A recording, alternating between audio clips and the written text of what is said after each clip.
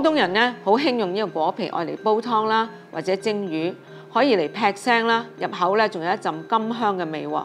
嗱，要用咧起碼都要15年啦，咁先夠香啊嘛。嗱，你可以去藥材鋪、海味鋪或者雜貨鋪買都得嘅。不過咧，價錢就可以相差2、3倍嘅喎。嗱，唔想買錯果皮咧，就要學識點揀啦。嗱，顏色咧就要夠深啦，摸上手咧係要好薄又乾，輕到咧好似一捏就碎噶啦。咁樣咧仲有一陣好幽香嘅味咧，咁呢個就係靚貨啦。豉汁蒸倉魚。嗱，首先咧我哋咧個果皮咧就用呢一個暖水就浸佢3個字至到軟，咁然後咧就刮咗佢嘅後邊嗰個白色嘅纖維，咁然後咧就剁成蓉啦。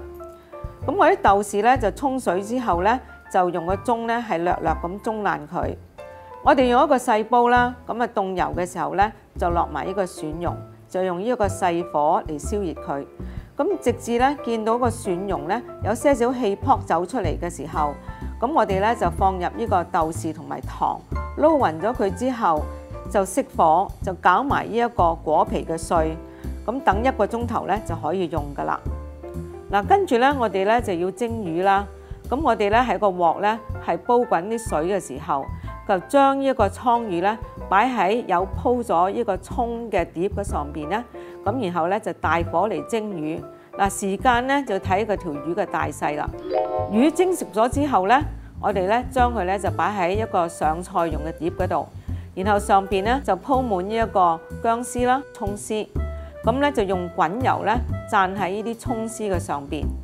咁跟住咧，我又倒翻2/3嘅油出嚟，然後就將呢個豆豉醬咧就鋪喺呢一個葱絲上面，咁倒入豉油汁咧就可以上菜噶啦。